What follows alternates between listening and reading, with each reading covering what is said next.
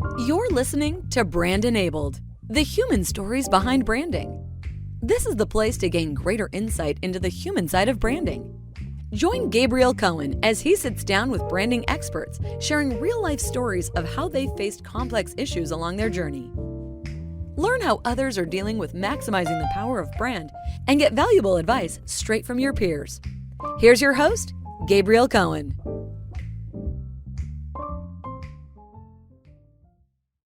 In the world of technology, brand and brand management can sometimes be viewed as a dirty word. Today, I'm talking to Tom Butta, who has decades of experience leading brands, leading companies in the tech sector. So it's great to have you on, Tom. Thank you. Super happy to be here. Looking forward to our chat.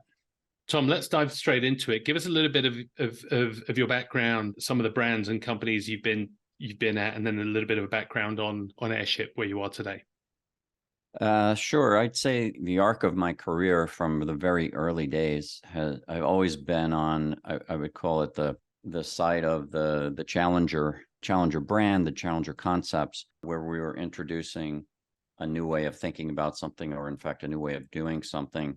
And it started way back in the training program when I was at Young and Rubicam. And I was always, I worked for Dr. Pepper versus, Coke, right, as an example. And then through my career, I seem to have always worked for that next level brand. The early days of software, we did work for Lotus versus, Microsoft. And that followed really the arc of my career. I for the first part of it, I was a consultant strategist, helping from the outside, and frankly thought I knew a lot about our client's business because I was typically playing a senior role as a strategist working with internal teams. But my goodness, once I was plucked out of that consulting role and brought inside, and I accepted the first chief marketing officer role at Red Hat, pre its public offering, I was amazed at how much I didn't know, from operating from the inside. So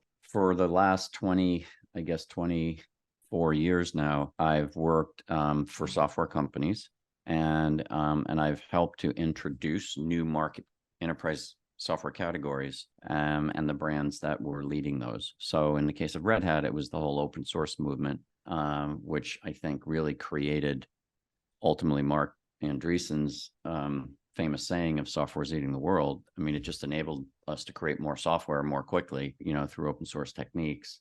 And then I went and worked in a turnaround of a public company that had outlasted its core space of product development, really as a computer-aided design or a CAD vendor, that they invented a 3D modeling. You can now model, all these different products and software. And we evolved that to become a product lifecycle management enterprise class category. And ultimately the goal was, to get a seat at the big table where the big investments were being made. And we were able to prove that product development and a platform like product lifecycle management was very much a value creation playbook. And that work really led me to do similar work in other categories with this playbook that I had helped to create there. And I helped introduce the category of customer experience management, software monitoring and observability. And today I'm at Airship, and we're all about helping brands capture value from their mobile app customers, which are proven to be like 3 to 4 times more valuable than all other customers. So, we're up against, Salesforce, right? So again, a challenger brand, all these clouds, right? And I don't think I'll ever not work for that type of a company because I'm so rooted in it. What is it that you love about working for a challenger brand, and what are the unique skill sets that you need to have when you're constantly working in a challenger brand compared to working to the leader? Are there any different? Yeah, well, I don't think you can afford to play it safe. First of all, there are a lot of companies that are challenging some form of conventional wisdom, right? Or conventional ways. I was fortunate to be able to be a lot more selective in choosing the companies that actually have it backed up with great technology. And so that's, the idea that Red Hat was, you know, a company with under $10 million of revenue and was being looked at as the next public company was pretty amazing. And so we just had to figure out a way to capture attention and get inside of how the minds of people and how they thought about things. And so you have to operate very differently. You have to have a provocative point of view. You have to have people who can advocate on your behalf. There needs to be a level of proof. Sometimes that's really hard to get, particularly early, but it's ultimately not what you say, it's what others say about you.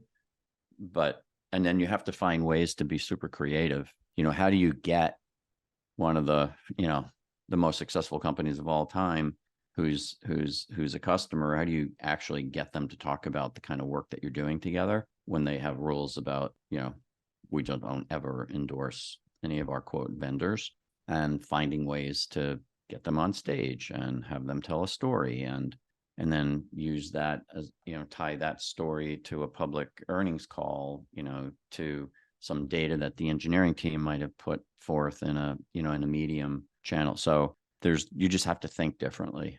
So go back to this. You talked about value creation, and in tech, product engineering, sales typically view themselves as driving the organization forward, and marketing is viewed very much as a lead gen engine. In your experience, how have you been able to have brand play an influence? And whether that's, how do you have those discussions and conversations internally with your other stakeholders? Because it's always been thought of as a dirty word. It's very rare that even in larger software companies, tech companies, you even see brand management as a dedicated function compared to other aspects of to a lot of other sectors. I'm not even talking about consumer in a lot of other B2B or corporate brand structures. Yeah. Well, the way I think about brand is a brand is simply a reflection of the company's strategy. I mean, what a brand stands for. And a lot of people don't really actually understand what makes up a brand. And, you know, I think about a brand as having a series of elements that taken together make up the brand essence. And frankly, if you can identify the elements and also understand how they link to each other, then you literally have defined the point of the spear. And frankly, you've informed everything that should follow behind it. So meaning like the wood behind the arrow, right? So I can give you some examples. So the elements of a brand that I have included in it are things like, you know, so what's our vision? Like a lot of people do pretty well with talking about what we've got today, but they don't necessarily have a vision about where they see things going. And this is like some big sort of BHAG, you know, some big, hairy, audacious kind of a goal. You know, Microsoft at one point said, you know, we envision a day where there's a computer on every desk. Like in those early days when that was so far from being real, that was pretty audacious. But it's tangible, right? I think that's a key thing about vision. But the one that really sticks with me these days is GM's, because they said that don't quote me on the year, they're going to have zero. Basically, every single car was going to be electrified. I think it's about 300 emissions. I'm butchering it right now, but the idea of it, but very tangible, right? And a pretty big audacious goal, right? And so it's like, we're going to put a man on the moon, you know, like, okay, how do we go about figuring that out? Okay, that's the kind of thing I'm talking about. It can't be something that's so far afield. It's like, well, hang on, that has nothing to do with what we do, but there has to be some connection, clearly. But it's an audacious goal. So that's one. Vision is one. The second is being able to articulate what business you're in. It's like, when you think of this thing, you want to think of this company, right? So I don't know, when you think of open source, you want to think of, you know, Red Hat, like as an example, right? Or if you want to think about, you know, electric vehicles, you'll think of Tesla, like that kind of idea. And then it's like, well, what position do we have in the world? And that is really the simplest way to describe what you do and what's unique about that. And I'm not talking about 4 sentences. I'm literally talking about a slide that has each of these 7 elements with anywhere from like 2 to, you know, 6 words for each. what are the beliefs that you have caused you to basically be in the business that you're in and have the vision that you have. And that becomes really interesting. It's kind of like, well, what led you to that? Like, people want to understand that because it gives you actually credibility. Then How there's important? How? Sorry, just on that, Tom. yeah. How important is origin story as part of telling that? Well, so I think your origin story it links back to why it was you started, right? And you had some belief, right? So I mean, so Mark Andreessen's belief was software is going to eat, is eating the world, and so they built a venture fund out of nowhere. Talking about a challenger brand, they created a venture fund that invested 100% in software. And then they looked at, well, what is software actually starting to change? And then they looked at the different categories and they made these investments across it. But there was the fundamental thesis was it's all about software. So I think that your founding belief system very much informs, who you are and what kind of business you're building. What's an example of a belief system? Whether you want to talk about it at Airship or any of the previous companies that you've been at. So I did some work for Citrix back in 2012, I think it was. And they were very evolved in terms of trying to understand who they were and where they were going. And I got involved with the company when it had, surpassed $1 billion in revenue, and they were wanting to set the course for how do they get to 5 billion. But their core belief was that they believed that you should be able, now this is 2012, okay? You should be able to work from anywhere at any time on any device. So in other words, work is not a place. And at the time, like, people had desktop computers, right? Yes, there were laptops, and yes, there were mobile phones, but they didn't talk to each other, right? You couldn't work remotely because of how things were connected through network systems, et cetera. So that was a belief that really caused their acquisitions. It caused, where they were taking the company. Just so to push on you, what's the difference between that and a vision? Why wouldn't that be their vision? Or how different would their vision be to that? Yeah, well, it clearly should relate, like, tightly.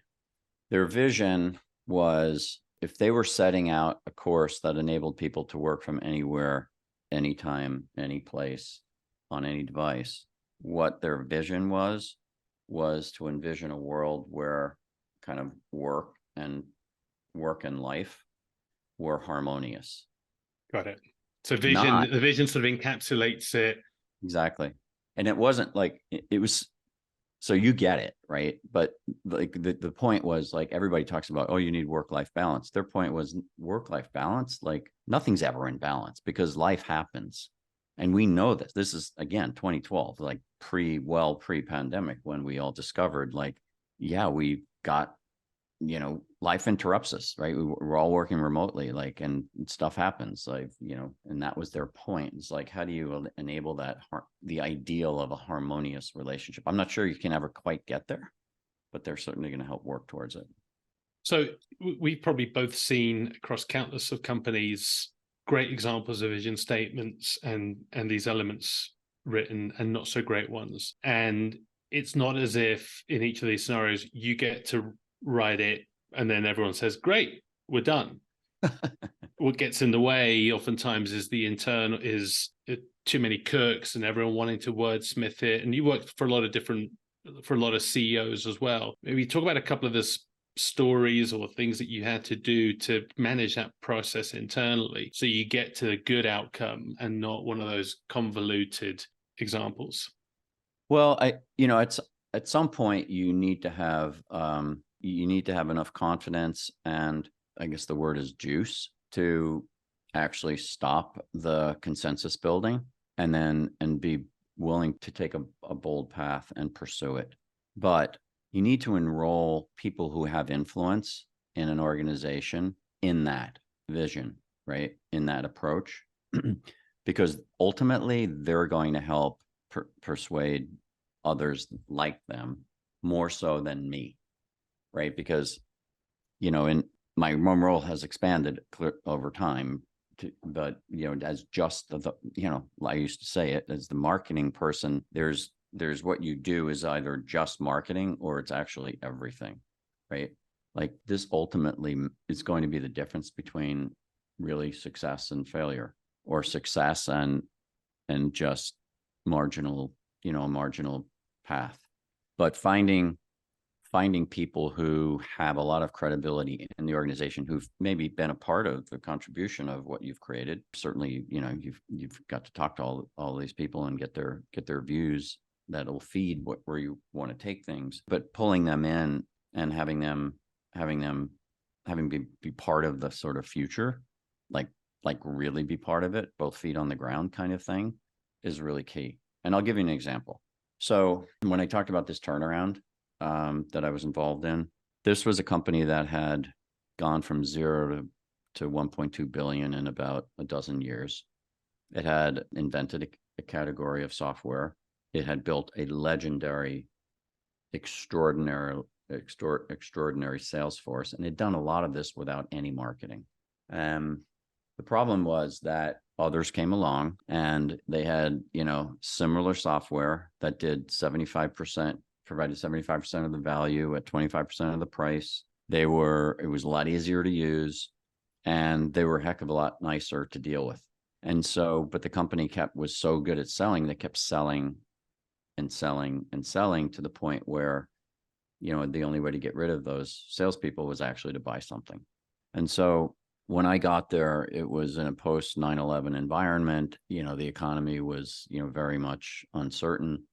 The world was uncertain, and the company, for the first time in its history, missed two quarters in a row. And given all of the other factors I just mentioned, it was in a world of hurt. I mean, it was trading at a little over 1x current revenue, which is like unheard of in software. So the board bought the vision of what needed to happen, which was more of an enterprise approach to software, in this case to product development. And they turned to the CEO and said, you need to bring somebody in and who can help tell this story. And that was me. So to say that I was dealing with an organization that was extremely proud, extremely tough, and extremely bright, and I was a change agent, was a really difficult role. And it was probably some of the best and most exciting work I'd ever done. So we built it. Basically, we helped market the category, which was like products matter and they create great value. And then we help reposition this company as a leader in that new space. And we helped ultimately get a seat at the table. And I created this value playbook. I created a value, I looked around for how do you win in this space? And it didn't exist. And so we literally created it. And if products were so important, only 2 of the Fortune 500 had a chief product officer. So we clearly were tapping into something, especially when executives were cutting their way to success and they were desperate to find other ways of creating value. And so here I was with this brand approach of talking about children don't go to bed on the evening before their birthday in the hopes of unwrapping, like a CRM system, or, people don't get a tattoo, from from a CRM system. We had all these really interesting ways to talk about the category. And yet we also had this playbook over here that was basically built for companies to use internally. And so I kept exposing it in draft form at all of our executive briefings, and people started to really lean into it. And then some of the sales team really leaned into it. And some of these people were super, I would say, influential. So when I did our roadshow, our kickoff for the year, I had put together some very, compelling work, some really emotional stuff, as well as the kind of what felt like a consulting approach also. And I got a standing ovation in Europe. I literally got applause in Japan.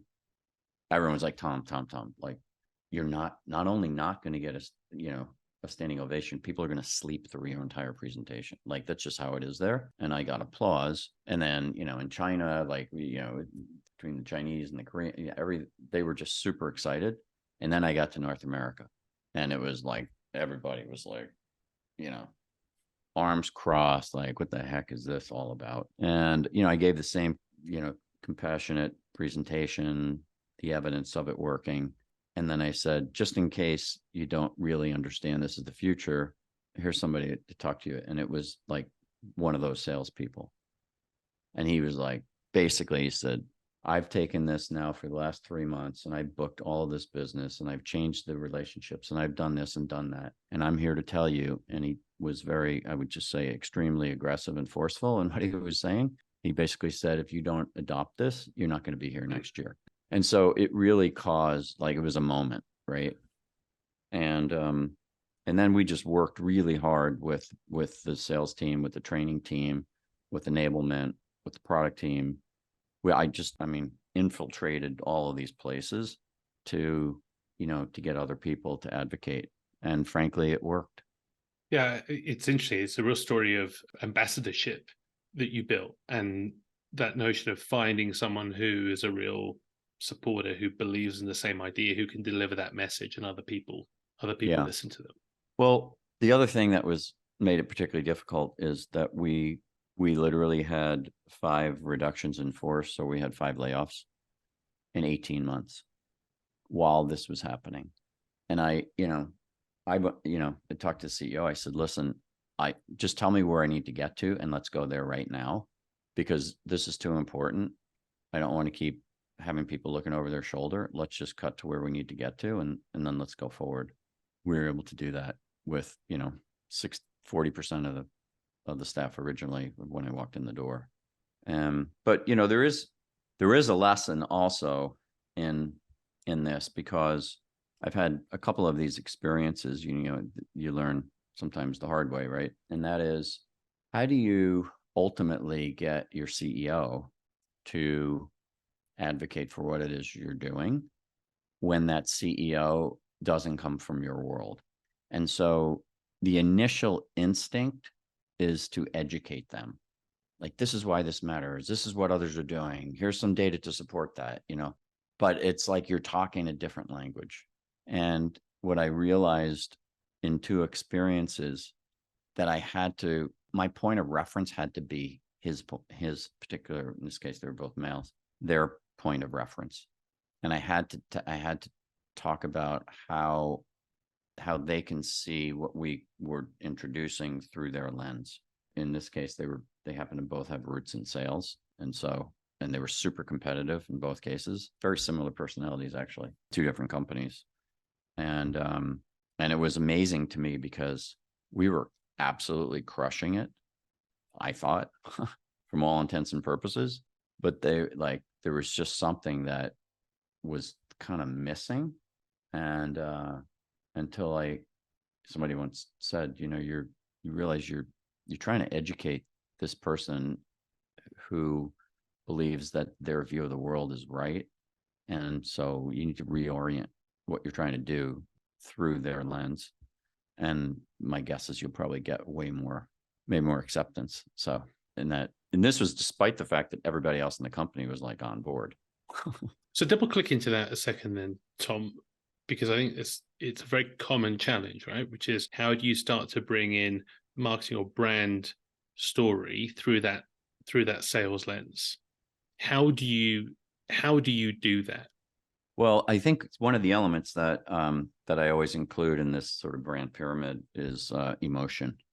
And I think you have to understand what the emotional response is that you're trying to trigger, because that will help you shape, what that brand is all about. And frankly, that's maybe even more important internally than it is externally.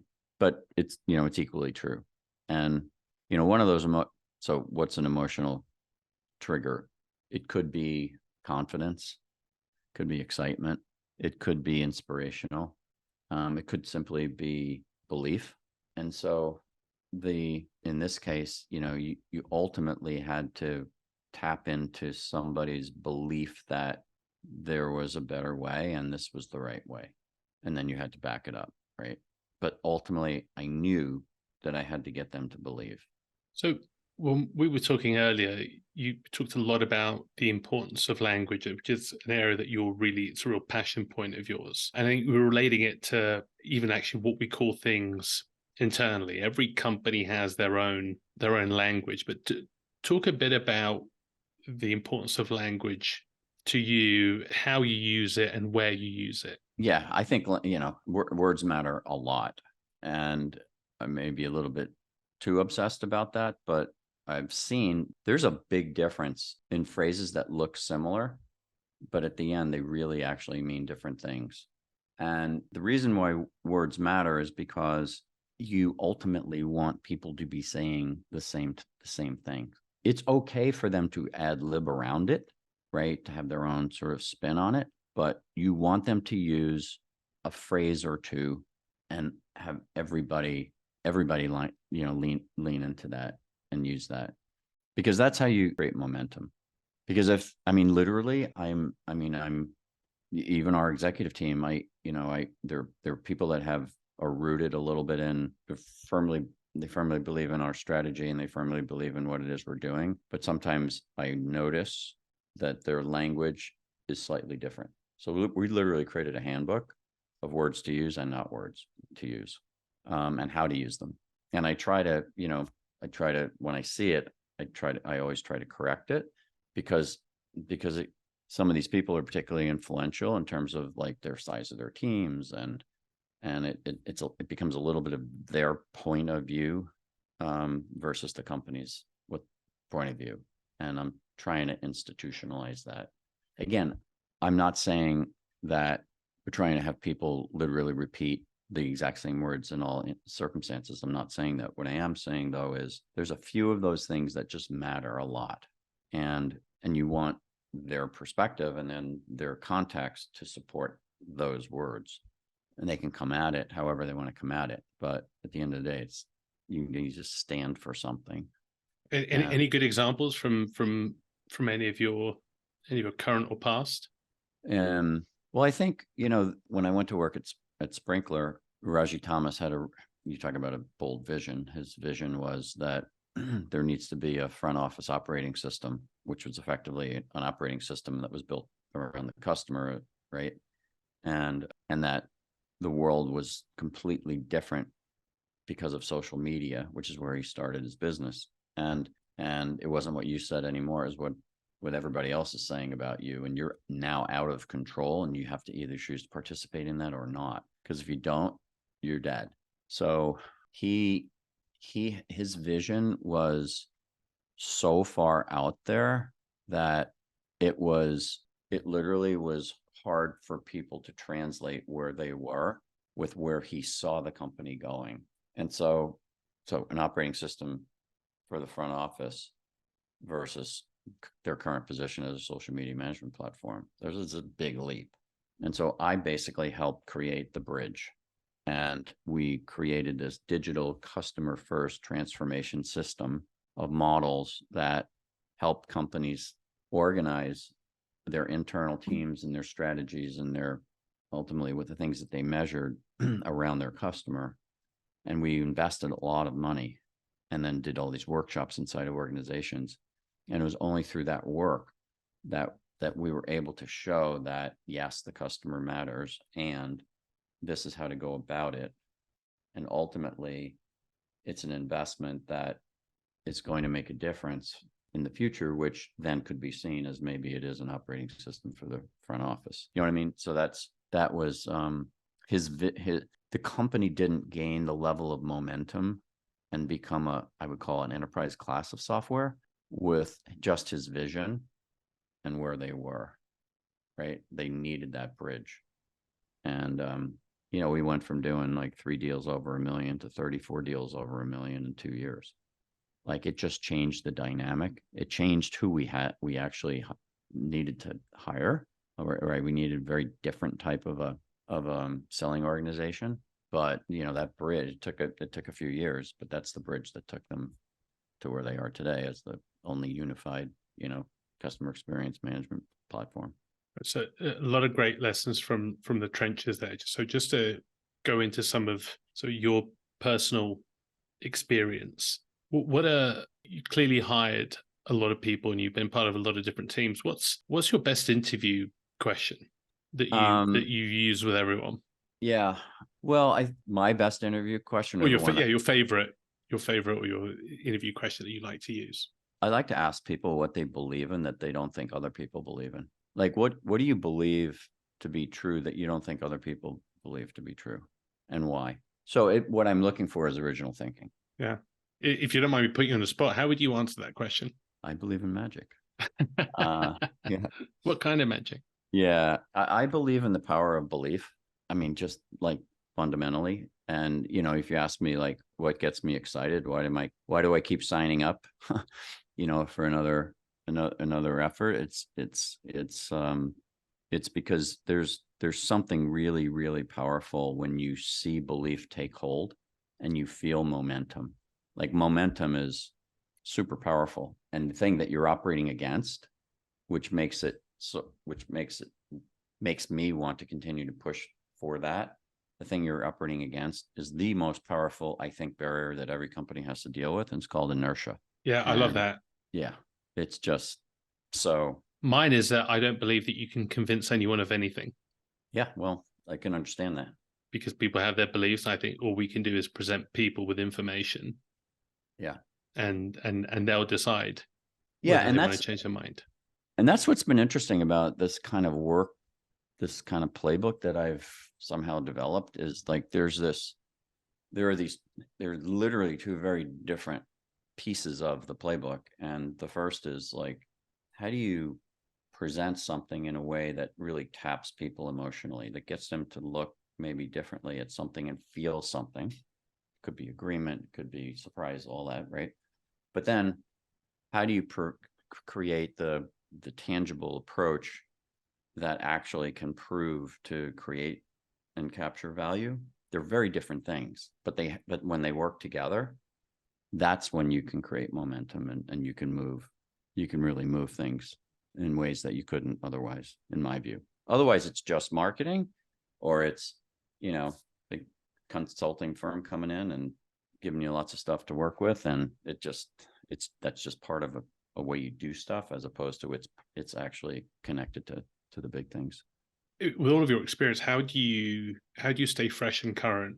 I try to pay attention. I mean, I was in a conversation last night that was talking about, I was in New York, and I met some people that happened to be friends of an architect friend of mine who used to inspire me a lot. And we just started going and like started talking about like the beginning of the meatpacking district and how that happened. And we were at the Chelsea, hotel, and which has just been completely, renovated, and the history that took place there, and some of the people that were part of that, and the influence that they had. So like that was a spontaneous conversation, and I was quite, fascinated by it. So I picked up a lot of stuff. I bought a book based on what they suggested today, and that, and so I just try to stay attuned.